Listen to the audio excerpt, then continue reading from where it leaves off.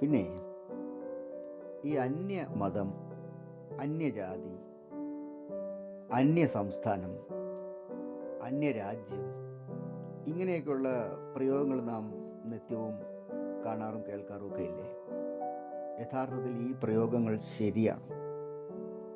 നമ്മുടെ ഇവിടെ ഒരുപാട് മതവിഭാഗങ്ങളുണ്ട്.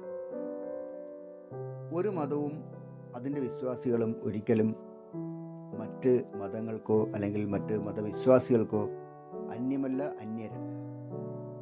അതുപോലെ ഒരുപാട് ജാതി വിഭാഗങ്ങൾ ഇവിടെ ഉണ്ട്. പണ്ട് മുതലേ ഉള്ളതാണ്. അത് ഇന്നിവിടെ നിലനിൽക്കുന്നു എന്നുള്ളതൊരു യാഥാർത്ഥ്യമാണ്. പക്ഷേ എല്ലാ ജാതി വിഭാഗങ്ങളിൽപ്പെട്ടവരും ഒരുമിച്ച് ഇടകലർന്ന് വളരെ സാഹോദര്യത്തോടെ ജീവിക്കുന്ന ഒരു നാടാണിത്.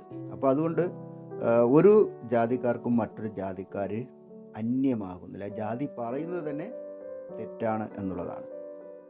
അതുപോലെ തന്നെ നമ്മൾ ഇവിടെ വരുന്ന മറ്റു സംസ്ഥാനങ്ങളിൽ നിന്നൊക്കെ വരുന്ന തൊഴിലാളികളെയൊക്കെ എപ്പോഴും പറയുന്ന അന്യസംസ്ഥാന തൊഴിലാളികൾ എന്നാണ്.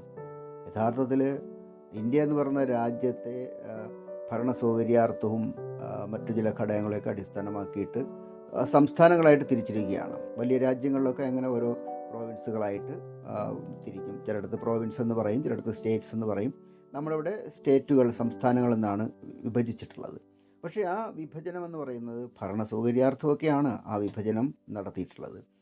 അതുപോലെ അതിൻ്റെ അതിന് ചില മാനദണ്ഡങ്ങളുമൊക്കെ വെച്ചിട്ടുണ്ട്. നമ്മുടെ ഇവിടെയാണെങ്കിൽ കുറേയധികം സംസ്ഥാനങ്ങൾ ഭാഷാപരമായിട്ട് രൂപം കൊണ്ടതാണ്. അതുപോലെ പിന്നീട് പല മാനദണ്ഡങ്ങളുടെ അടിസ്ഥാനത്തിലും സംസ്ഥാനങ്ങൾ രൂപീകരിച്ചിട്ടുണ്ട്. പക്ഷേ ഈ സംസ്ഥാനങ്ങൾ എന്ന് പറയുന്നത് നമ്മുടെ രാജ്യത്തിനകത്ത് തന്നെ ഉള്ളതാണ്. ഒരിക്കലും ഒരു സംസ്ഥാനത്തുള്ളവർ മറ്റൊരു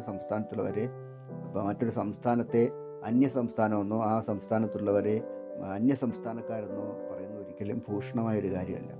അതുപോലെ ഇന്ന് നമ്മുടെ ഒരു ആഗോള സമൂഹമാണിത്. ഇവിടെ ഒരുപാട് രാജ്യങ്ങളുണ്ട്. എല്ലാം ഈ ഭൂമിയുടെ ഭാഗമാണ്, ഈ ലോകത്തിൻ്റെ ഭാഗമാണ്. ഇന്ന് ലോകം വിരൽത്തുമ്പിലൊക്കെ നമ്മൾ പറയാറില്ലേ? എല്ലാ രാജ്യങ്ങളും പരസ്പരം ആശ്രയിച്ചും സഹകരിച്ചും ഒക്കെയാണ് ഇന്ന് എല്ലാ രാജ്യങ്ങളും മുമ്പോട്ട് പോകുന്നത്. എത്രയോ ആളുകൾ, നമ്മുടെ നാട്ടിലുള്ള ആളുകൾ വിദേശ രാജ്യങ്ങളിൽ പോയി പണിയെടുക്കുന്നു, അവിടെയുള്ളവർ ഇവിടെ വരുന്നു, അങ്ങനെ എന്തെല്ലാം.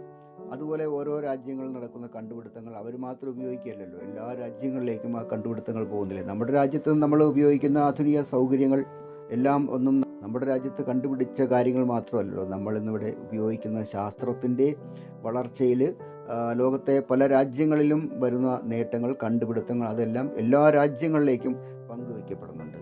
നമ്മുടെ രാജ്യത്ത് നമ്മൾ ഉപയോഗിച്ചുകൊണ്ടിരിക്കുന്ന എല്ലാം നമ്മുടെ രാജ്യത്ത് കണ്ടുപിടിച്ച കാര്യങ്ങളാണോ? അല്ല. അപ്പോൾ അങ്ങനെയുള്ള ഒരു ലോകത്ത് യഥാർത്ഥത്തിൽ ഈ അന്യരാജ്യം എന്ന് പറയുന്നത് ശരിയാണോ?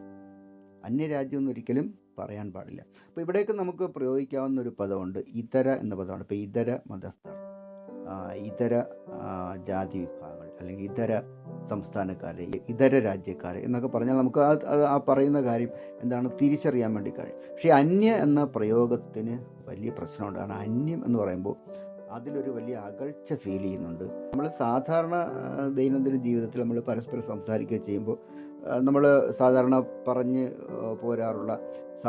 പറഞ്ഞു വരാറുള്ള പ്രയോഗങ്ങളൊക്കെ നമ്മൾ നടത്തും. പക്ഷേ നമ്മൾ ഈ സോഷ്യൽ മീഡിയയിൽ എഴുതുമ്പോൾ, പത്രങ്ങൾ എഴുതുമ്പോൾ, മാധ്യമങ്ങളിൽ ഉപയോഗിക്കുമ്പോൾ, അല്ലെങ്കിൽ ഒരു പ്രസംഗത്തിൽ നമ്മൾ ഉപയോഗിക്കുമ്പോഴൊക്കെ അന്യ എന്നുള്ള പദപ്രയോഗം ഒഴിവാക്കേണ്ടതാണ്.